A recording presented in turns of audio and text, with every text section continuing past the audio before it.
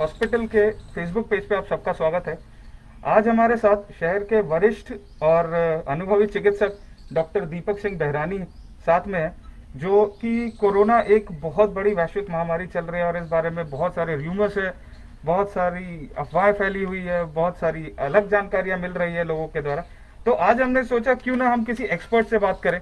आज हमने सोचा क्यों ना हम किसी ऐसे अनुभवी चिकित्सक से बात करें जिनको इस बारे में पूरी जानकारी है, जो कि एक बार में 200 300 लोग अंडर उनके काम कर रहे हैं। तो सर, आपके बारे में थोड़ा सा संक्षिप्त परिचय दीजिएगा। हाँ, नमस्ते। मैं डॉक्टर दीपक बहरानी जबलपुर अस्पताल में सीनियर फिजिशियन हूँ और इस नगर की सेवा में पिछले 25-30 सालों से काम कर रहा हूँ मेडिकल फील्ड में। मैंने एमडी मेडिसिन और पीएचडी मेडिसिन किया हुआ है। मेरा सभी से विनम्र प्रार्थना है कि कोरोना से लड़ने के लिए सभी का सहयोग जरूरी है। इससे डरना नहीं है और इससे हम जीत के ही निकलेंगे। बहुत बहुत धन्यवाद सर, आपने अपना परिचय दिया। सर, जनरली जो क्वेश्चंस नॉर्मली उठते हैं कि फर्स्ट वेव क्या है, सेकंड वेव क्या है, इनमें फर्क क्या है। कुछ लोग कह रहे हैं यंग पॉपुलेशन भी हिट हो रही है, इस बारे में थोड़ा सा बताएं सर। देखिए, फर्स्ट वेव में जो हमने देखा था कि सीनियर सिटीजन ज़्यादा अफेक्ट हो रहे थे, और अभी जो सेकेंड वेव चल रही है इसमें हमारी जो यंग पॉपुलेशन है, 20 साल वाले, 30 साल वाले और 40 साल वाले जो युवा हैं वो अफेक्ट हो रहे हैं। Okay sir. सर, इसमें कुछ पॉजिटिव न्यूज़ है या कुछ नेगेटिव न्यूज़? हाँ, देखिए, कोरोना जो है उससे सभी लोग इतने परेशान हैं, इतने स्ट्रेस में हैं, पर पॉजिटिव न्यूज़ ये है कि 99% लोग ठीक हो रहे हैं, सिर्फ 1% मॉर्टेलिटी है। सर, तो आप अगर कोरोना से ग्रसित हैं तो बिल्कुल निराश न हो, आप अवश्य ठीक होकर बाहर निकलेंगे। सर, इन्हें नक्शल अगर हम समझना चाहें कि कोविड-19 क्या है? देखिए, कोविड-19 जो है एक कोरोना वायरस है और ये वायरस शरीर में प्रवेश करता है और जो वायरस 5 दिन के बाद माइक्रोथम्बाई और इन्फ्लेमेशन शुरू करता है, और ये इन्फ्लेमेशन जो है वो लंग में जाता है, दूसरे सिस्टम में जाता है, क्लॉट बनते हैं और उसके बाद मरीज को सांस लेने में तकलीफ होती है, खांसी आती है, बुखार आता है, और इसी तरह से वो धीरे धीरे 5, 10 और 15वें दिन उसकी जो तीव्रता है 10वें दिन और 15वें दिन ज़्यादा पाई जाती है। सर, इसकी कुछ टाइमलाइन वगैरह है? हाँ, कोरोना में ये जानना बहुत ज़रूरी है कि कब शुरू हुआ। टाइमलाइन इम्पॉर्टेंट है क्योंकि शुरू के 5 दिन फीवर होके ठीक हो जाता है और वो उसको माइल्ड डिसीज़ कहते हैं। अगर 5-7 दिन के से ये ज़्यादा चल गया इसके सिम्टम्स, इसका अर्थ है कि कुछ प्रॉब्लम डेवलप होने वाला है। नॉर्मली 5वें या 7वें दिन लंग्स में आ जाता है ये, और 7 दिन के बाद फिर ये अपनी लंग्स में और अपनी घुसपैठ बना लेता है और ज़्यादा लंग्स लीजन कर देता है, जिसकी वजह से ऑक्सीजन की कमी होने लगती है, पेशेंट को सांस लेने में तकलीफ होती है, मरीज को खांसी आती है। तो ये 7 दिन से 14 दिन के बीच में लंग की फेज़ होती है, जिसको प्रॉपर ट्रीट करना आवश्यक है। जी सर। सर, एक चीज देखा गया है कि लोग हॉस्पिटल आने में देरी करते हैं, कुछ लोग जल्दी पहुंच जाते हैं। तो हॉस्पिटल में भर्ती करवाने का सही समय क्या है या कब भर्ती करवाना चाहिए? देखिए, हॉस्पिटल हॉस्पिटल की आवश्यकता तब है, भर्ती तब करना चाहिए जब आपको फीवर 5-7 दिन से ज़्यादा चल जाए और बुखार उतर नहीं रहा हो, 102, 101 बुखार चल रहा हो। दूसरा, किसी की ऑक्सीजन डाउन हो रही है, ऑक्सीजन अगर 94, 92 या 90 से नीचे आ रही है तो उस व्यक्ति को भर्ती करना आवश्यक है। किसी को सांस फूल रही है, इसका अर्थ है कि उसको लंग में काफ़ी अफेक्ट हो गया है और उसको भर्ती करने की ज़रूरत है। तो हॉस्पिटल में लोग लेट आते हैं, शुरू के सिम्टम्स को इग्नोर करते हैं और इसलिए वो कॉम्प्लिकेशंस पर जाते हैं।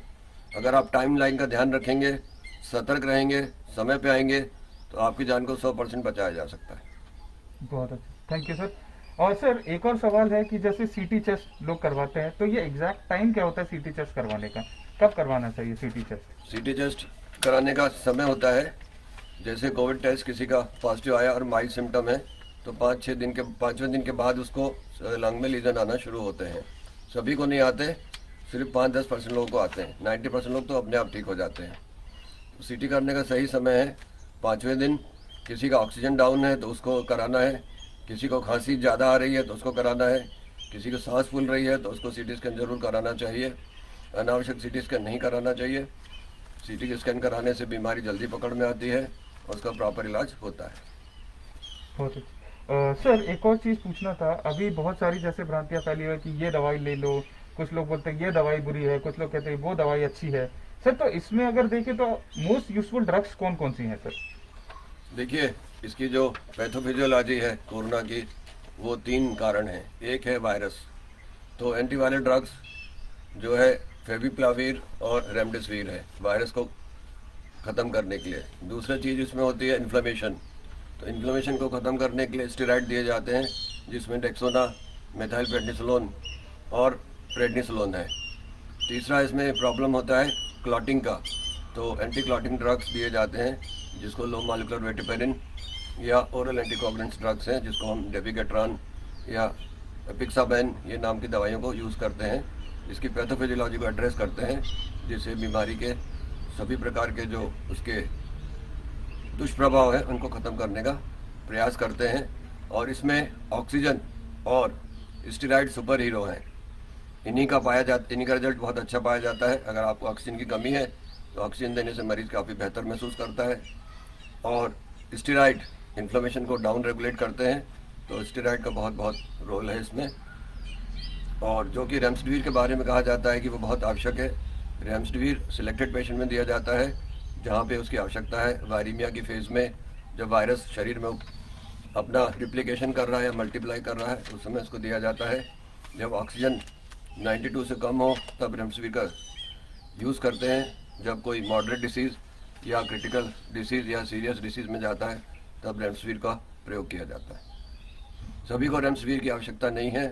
रेमडेसिविर सिलेक्टिवली यूज़ होना चाहिए, इसका मिसयूज़ नहीं होना चाहिए। तभी जो इसमें रेमडेसिविर की कमी आ रही है वो रोकी जा सकती है। अगर डॉक्टर्स इसको जुडिशियस यूज़ करेंगे तो कुछ सिलेक्टेड पेशेंट में ही इसका आवश्यकता पड़ती है। जी सर। सर जैसे रेमडेसिविर की कमी से निपटने के लिए आपने बताया, वैसे ही हमारे यहाँ पे सर अभी बेड की भी कमी हो रही है, ऑक्सीजन की भी कमी हो रही है, तो आपके हिसाब से इन सब से कैसे निपटा जाए सर? देखिए, जो बेड की कमी है उसके लिए जो जिनको ऑक्सीजन की प्रॉब्लम है सिर्फ उन्हीं को भर्ती करना चाहिए। माइल्ड केसेस को घर पे ही मैनेज करना चाहिए। और कुछ मॉडरेट केसेस जो हैं जिनमें ऑक्सीजन की प्रॉब्लम नहीं है उनको भी अपन कोविड सेंटर्स में या दूसरी जगह पे मैनेज कर सकते हैं। उस तरह से बेड को प्रॉपर मैनेज करके हम बेड की कमी को दूर कर सकते हैं। ऑक्सीजन की कमी, ऑक्सीजन हमने देखा है कि काफ़ी लोग उसको मिसयूज़ करते हैं। 2 लीटर की जगह 15 लीटर चलाते हैं, तो ऑक्सीजन की ऑडिट होना ज़रूरी है। एक ऑक्सीजन नर्सिंग सुपरवाइज़र होना चाहिए जो देखे कि ऑक्सीजन वेस्ट नहीं हो रही है। जिसको 2 लीटर की ज़रूरत है उसको 10 लीटर नहीं जाना चाहिए। उसको रेगुलेट करके ऑक्सीजन का ऑडिट करके ऑक्सीजन का मिसयूज़ रोके और ऑक्सीजन को सेव करें। जी सर।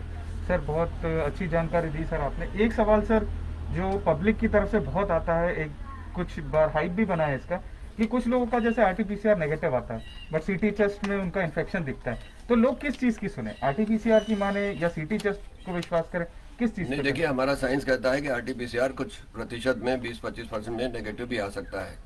सीटी स्कैन में लीजन दिख रहे हैं टिपिकल, तो सीटी स्कैन के बेस पे ही इलाज करना चाहिए। उसमें क्राइटेरिया है कि कोरेट 5 होना चाहिए और उसका सीटी स्कोर अगर 8, 9, 10 से ज़्यादा है तो उसको कोरोना की प्रॉपर मेडिसिन देना चाहिए।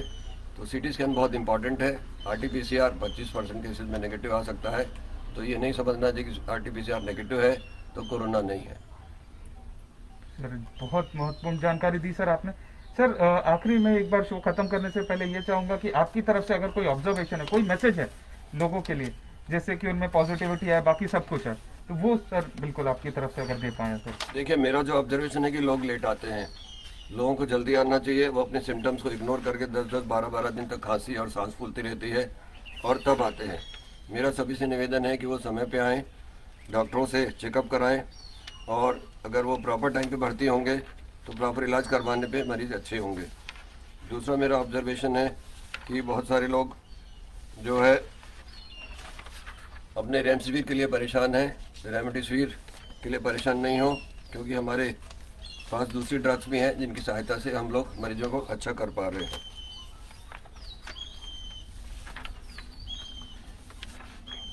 और दूसरा मेरा निवेदन है सभी से, या एक प्रकार का रिक्वेस्ट है कि वैक्सीन सभी लोग लगवाएं, डबल मास्क पहने, ओपन विंडो कंसेप्ट है, जहाँ पे हवा का आवागमन है वहाँ बैठें, बंद कमरों में एसी में न बैठें और कार की खिड़की, ऑफिस की खिड़कियाँ और घर की खिड़कियाँ खुली रखें ताकि शुद्ध वायु का आवागमन हो, जिससे कोरोना के फैलने का कम संभावना रहती है। और सभी मरीजों को ये निवेदन है कि बिल्कुल नहीं घबराएं, पॉजिटिव रहें, तनाव कम करें, अनावश्यक स्ट्रेस में नहीं रहें। ये बीमारी 99% ठीक हो रही है और इसका इलाज उपलब्ध है और सभी प्रकार के प्रॉब्लम को हम अच्छी तरह से संभाल लेंगे। ये बुरा वक्त है, ये बुरा वक्त निकल जाएगा, क्योंकि वक्त की हर शय गुलाम और कोरोना भी हारेगा और हम जीतेंगे। बहुत बहुत धन्यवाद सर, आपने बहुत महत्वपूर्ण जानकारी दी। आगे मिलते हैं एक नए एपिसोड में, जिसमें हम फिर से हमारे कोई एक चिकित्सक आपको किसी और महत्वपूर्ण जानकारी पे देंगे। आज के लिए सर बहुत बहुत धन्यवाद सर। जी।